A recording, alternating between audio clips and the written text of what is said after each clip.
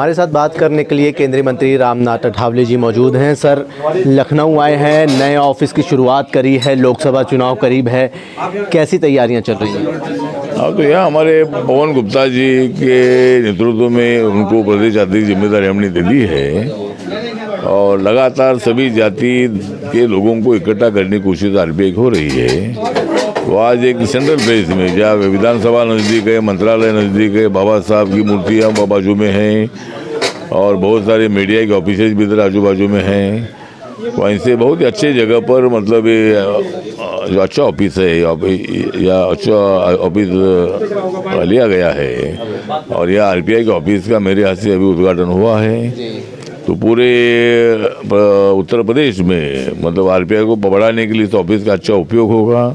जो लोगों की समस्या है वो समस्या हल करने के लिए लोग इधर आते रहेंगे और हमारे कार्यकर्ता पवन गुप्ता जी और दूसरे कार्यकर्ता उनको न्याय देने का काम करते रहेंगे। तो पूरे उत्तर प्रदेश में पूरी पार्टी बढ़ाने की हमारी कोशिश है और उसके लिए मतलब लोगों का अच्छा रिस्पांस मिल रहा है। Republic party of India Uttar Pradesh में क्या चुनाव लड़ेगी? हाँ, तो मतलब हमारी कोशिश है कि अगर आरपीआई को अगर 2-3 सीटें दी जाती है, हमारे संपर्क में बहुत सारे दलित नेता भी है, कार्यकर्ता है, मुस्लिम नेता भी है, कार्यकर्ता भी है। तो अगर बीजेपी आरपीआई को 2-3 सीटें देती है तो बहुत सारा मुस्लिम समाज भी हमारे साथ आ सकता है और इसीलिए आरपीआई को यूपी में साथ में लेने की जिम्मेदारी या निर्णय बीजेपी ने लेना चाहिए। अगर ऐसा निर्णय होता है तो बीजेपी को बहुत अच्छा फायदा होगा और 80 सीटों में से कम 75-76 सीटें बीजेपी को मिलेगी, ऐसा हमें पूरा विश्वास है। तो उसके लिए निर्णय होना चाहिए। इसके लिए योगी आदित्यनाथ जी जो मिलने वाले हैं और बाकी वरिष्ठ नेताओं को भी मिलेंगे, माननीय अमित शाह जी है, जेपी नड्डा जी, BL संतोष जी है और उसमें क्या फैसला लेते हुए देखेंगे। रामनाथ अठावले जी, जिस तरीके से इंडिया गठबंधन बना है वो भी पिछड़ा दलित अल्पसंख्यक की बात करता है, उसको कैसे देखते हैं आप? हाँ, तो मतलब जो पिछड़ा दलित और अल्पसंख्यक जो है ये उनके साथ ही नहीं है, हमारे साथ भी है। मतलब अल्पसंख्यक आरपीआई के साथ भी है, बीजेपी के साथ भी है, दलित हमारे साथ भी है, बीजेपी के साथ भी है, पिछड़ा हमारे साथ भी है, बीजेपी के साथ भी है। तो पूरा पिछड़ा और दलित अल्पसंख्यक उनके साथ ऐसा बिल्कुल नहीं है।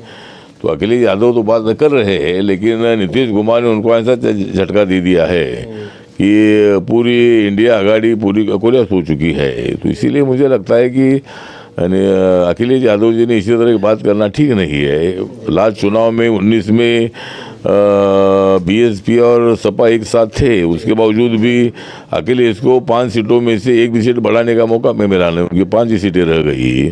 उसमें मायावती का फायदा हुआ, उनको 10 सीटें मिली और बीजेपी की 62 सीटें और अपना दल की 2 सीटें, इसी तरह 64 सीटें चुनकर आई।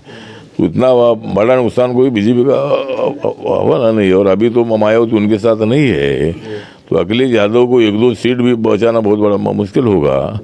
तो इसीलिए हमें 75, 76, 77 सीटें बीजेपी को मिल सकती है। अगर भारतीय जनता पार्टी आरपीआई को उत्तर प्रदेश में सीटें ना दे तो क्या आप छोटी पार्टियों से गठबंधन करके उत्तर प्रदेश में लोकसभा का चुनाव लड़ेंगे? नहीं, ऐसा कोई गठबंधन नहीं होगा। हमारा गठबंधन बीजेपी के साथ ही है, हम एनडीए के साथ है। तो उनके साथ ही बात करके उनको कन्विंस करके 2-3 सीटें मिलती है कि हम देखेंगे, लेकिन ऐसा कोई गठबंधन नहीं करेंगे। ठीक है, बहुत शुक्रिया सर बात करने के लिए। ठीक है, थैंक यू।